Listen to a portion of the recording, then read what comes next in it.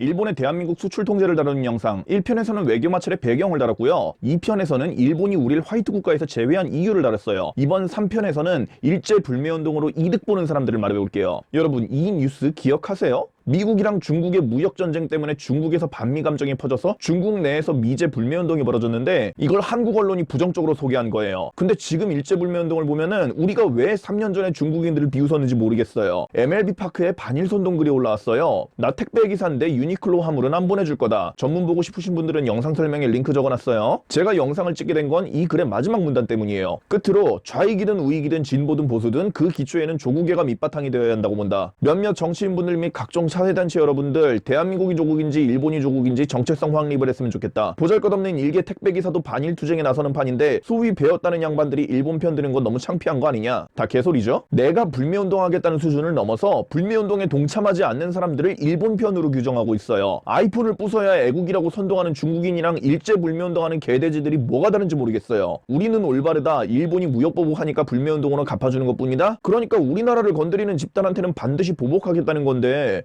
네, 애국심 아주 멋지네요. 그럼 중국이 사드 가지고 무역보복했을 때는 왜 가만히 있었나요? 여러분, 제가 인생을 살아가면서 필요한 중요한 한 가지를 알려드릴게요. 선동과 진심을 구별하는 방법이에요. 어떤 사람이 뭔가를 주장할 때 그 주장의 진정성을 알아보는 가장 쉬운 방법은 일관성을 보는 거예요. 다른 때에 벌어진 똑같은 두 사건에 대해서 이중적인 태도를 보인다면 그 사람이 하는 주장은 그냥 명분일 뿐이고 말하지 않은 진짜 목적은 따로 있는 거죠. 만약에 여러분들이 그 사람한테 찬성표를 준다면 그 사람이 가진 진짜 목적을 이루는데 여러분들이 이용당해 주는 거예요. 만약에 일본 말고 중국이 무역보복을 했을 때에도 똑같이 정의롭게 분노해서 메이드 인 차이나 불매운동했다면은 방식은 틀렸지만 그 애국심만큼은 순수하다고 인정해줄 수 있죠. 근데 중국이 우리나라에 사드 가지고 부당하게 무역보복할 때는 우리나라 사람들이 이렇게까지 분노하진 않았는데 유독 일본이랑 마찰나니까 불매운동 광풍이 불어요. 지금 일제불매운동 하는 사람들 논리대로라면은 우리나라한테 무역보복을 하는 모든 나라들한테 불매운동을 했어야지 왜 불매운동 여부가 국가에 따라서 달라집니까? 사랑하는 우리나라가 일본한테 무역보복 당할 때에는 가만히 있는 자 한 당이 막 미워져서 유니클로 택배를 배송할 수 없을 정도로 참기가 힘든데 중국한테 사드 보복 당할 때는 잘 참아지던가요? 우리나라가 중국한테 맞을 때에는 조용하던 사람들이 일본한테 맞을 때에는 조국과 민족의 이름으로 분노하는 이유가 뭘까요? 이게 정말 순수한 애국심일까요? 정권의 입김은 하나도 없었을까요? 제가 일제불매운동의 진실을 알려드릴게요. 박근혜 욕잘에서 대통령 된 문재인의 아마추어 정부가 집권 3년차가 되도록 아무것도 내놓지 못하고 말아먹기만 해서 지지율 떨어져서 선거 질 것 같으니까 여론 돌리려고 여태껏 잘해왔던 반일파리 한 건데 이번에는 일본이 진짜로 빡쳐가지고 수습이 안 되니까 여태껏 조져왔던 경제인들이랑 미국한테도 매달려 보다가 그것도 안 되니까 선거라도 이겨보자고 여론 결집하고 선동하는데 개돼지 여러분들은 놀아나는 줄도 모르고 놀아나는 거예요. 지금 이 반일 광풍으로 이득을 보는 정치 세력은 분명히 있어요. 그 세력들이 여러분의 애국심을 이용하는 거라고요. 그 사람들 행동을 자세히 보세요. 70년 전부터 우리나라를 꾸준히 침략해온 북한이 시비 걸면은 평화를 위해서 입 다물라고 하는 것들이 2차 세계대전을 마지막으로 그 이후에는 어떤 적대행위도 안 하고 오히려 우호적인 태도를 보여왔던 일본한테만은 날을 세워요. 친해져봤자 좋을 거 하나 없는 북한, 중국이랑은 가까워지려고 하고 친하면 이득 볼 게 많은 미국이나 일본 같은 선진국이랑은 멀어지려고만 해요. 지들 이념이 왼쪽이니까 여기에 애국심을 이용하는 거고 여기에 개돼지들이 이용당하는 거고 누군가가 여론을 조성하면 사람들은 거기에 놀아나요. 한바탕 정의로운 분노를 쏟아내고 나면은 저쪽 사람들이 이득 보는 구조로 바뀌어 있어요. 잠깐만 머리를 식히고 멀리서 보면 어떻게 돌아가는지 다 보이잖아요. 근데 개돼지들은 이 과정 전체를 전부 다 자발적인 걸로 착각해요. 지들이 놀아났다는 거를 인정하기가 싫은 거지. 지금 일제불매운동이 정말로 자발적이에요? 할 사람만 하고 안 할 사람은 안 하는 거예요? 퍽이나 그러시겠죠. 일본 차 타고 다니다고 돌로 끄어버리고 주유 안 해준다고 협박하고 일본 여행 가면은 눈치 주고 일본 물건 필요한 사람들한테 안내도 안 해주고 일본 물건은 택배도 안 보내준다 하고 유니클로 매장에서 물건 사는지 안 사는지 감시를 해요. 이게 어떻게 자발적인 참여예요? 그냥 강요지. 누군가가 여론을 조성하면 개돼지들이 그 여론을 남한테 강요해요. 아니 이러면서 일제가 강제징용했다고 욕했어요? 뭐 아베가 선거 이기려고 한국을 적으로 설정한 거다? 아닌데? 중의원 선거 자민당이 진작에 이겼는데 제재는 더 심해졌는데요? 8개월만 버티면 일본이 도쿄올림픽 때문에 항복한다? 아니 왜 8개월이에요? 도쿄올림픽은 12개월 남았잖아요. 대체제는 2, 3개월이면 만든다며요. 근데 왜 8개월을 버티래요? 그때 21대 국회의원 선거하잖아요. 그 선거 때까지만 반일파리 해먹겠다는 거잖아요. 그 선거 때까지만 자한당을 미워해달라는 거잖아요. 제가 장담하건대